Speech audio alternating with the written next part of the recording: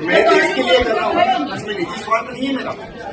भ्रष्टाचार अगर होता है तो देश के लिए उजागर कर रहा हूँ मैं, एक और जनता के खजाने में जाएगा, मेरा क्या स्वार्थ है इसमें?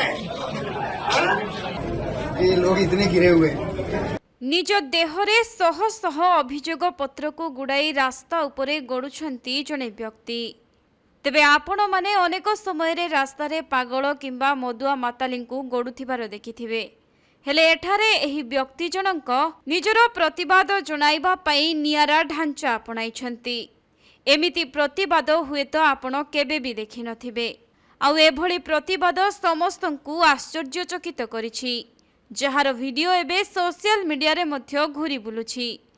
बेकरे माळमाळ अभियोग पत्र गुड़ाई रास्तारे गड़ुछंती व्यक्ति। एभली घटना घटिछि मध्य प्रदेश रे। तेबे गतकाली मध्य प्रदेशर नेमुज कलेक्टर ऑफिस रे जनशुणाणी थिला। सेही समय रे अभियोग जणाइबाकू पहुंचिले मुकेश प्रजापति।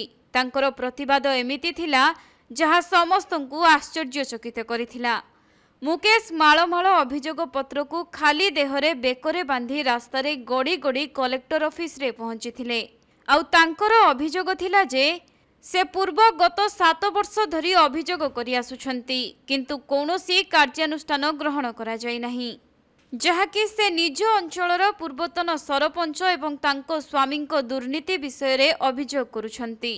हेले प्रशासनिक अधिकारी माने ए क्षेत्र रे चुप बसिछंती।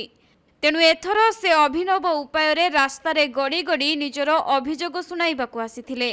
फलरे एडीएम मध्य बाहरकू आसी तांको अभियोग ग्रहण करिबा सह तदंत परे उपयुक्त पदक्षेप नेबे बोली प्रतिश्रुति दैछंती।